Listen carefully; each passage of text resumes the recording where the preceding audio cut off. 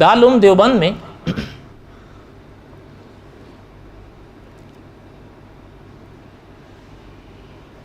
قاری طیب صاحب رحمۃ اللہ علیہ ہوتے تھے، یہ محتمم تھے دارالعلوم دیوبند کے. ایک نام ہے مولانا محمد قاسم نانوتوی. یہ قاری طیب صاحب رحمۃ اللہ علیہ جو تھے نا، یہ مولانا قاسم نانوتوی کے پوتے تھے.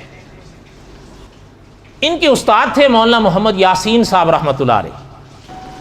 ان کے ایک ہم سبق تھے مولوی محمد مصطفیٰ صاحب رحمۃ اللہ علیہ. مولانا یاسین صاحب رحمۃ اللہ علیہ نے یہ واقعہ اپنے ہم سبق سے سنا تھا. ان کے جو ہم سبق ساتھی تھے مولوی مصطفیٰ صاحب رحمۃ اللہ علیہ، ان کے والد بھی دارالعلوم دیوبند میں استاد رہے. مولانا محمد یاسین صاحب رحمۃ اللہ علیہ نے یہ واقعہ خود قاری طیب صاحب رحمۃ اللہ علیہ کو سنایا اور حضرت کے ذریعے ہم تک آیا. دھیان دینا، غور کرنا.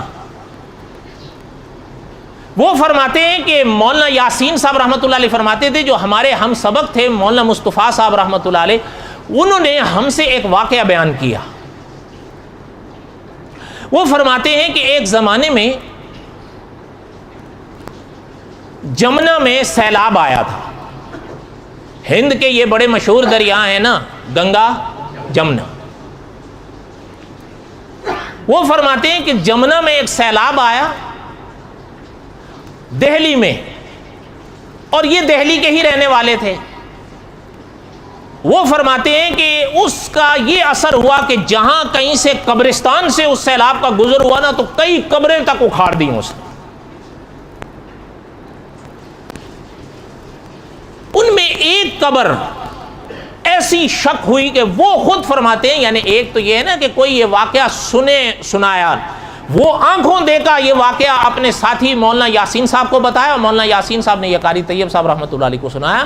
وہ فرماتے ہیں کہ میں نے کہہ رہا تھا جب وہ لاش باہر آئی قبر سے، اور بھی لوگ تھے وہاں پر جمع ہوئے، اور بھی لوگ آ گئے کسی طریقے سے، بھئی چلیں بھئی اب یہ جو ہوا ہے تو اس کو واپس کریں.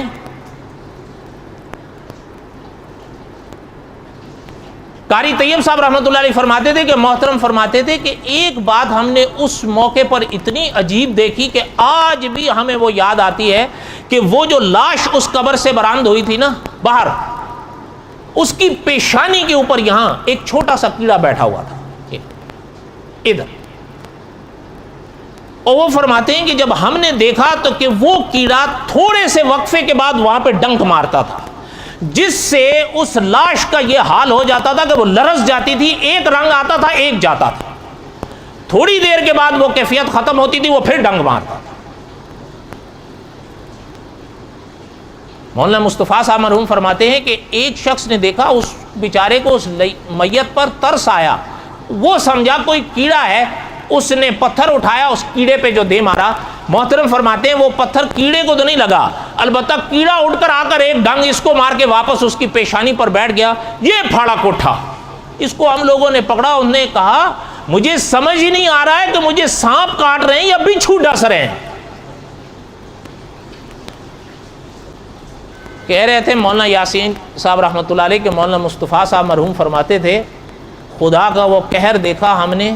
فرمایا میں سمجھ گیا کہ یہ مادی جہان کا کیڑا نہیں ہے، یہ برزخ کا عذاب ہے جو اس میت کو ہو رہا ہے. وہ فرماتے ہیں میں ہمت سی کر کے تھوڑا سا اس لاش کے قریب ہوا اور میں نے سورہ یاسین پڑھنی شروع کی آدھے گھنٹے تک. محترم فرماتے تھے مجھے یاد تھی میں آدھے گھنٹے، چونکہ عالم تھے، فرمایا آدھے گھنٹے تک میں نے سورہ یاسین پڑھی. جیسے جیسے میں کلام پاک کی آیات پڑھتا جا رہا تھا وہ کیڑا مزمحل ہوتا جا رہا تھا، یہاں تک کہ چھائی ہو گیا. اس کے بعد ہم نے اس کو میت کو دفنا دیا. یاد رہے حضور نے فرمایا یہ قبر جنت کا باغ ہے یا پھر دوزخ کا. اس لیے صحابہ کے فرامین پڑھیں کہ سرور کائنات صلی اللہ علیہ وسلم نماز کے بعد دعا مانگا کرتے تھے، اللہم انی اعوذ بک من عذاب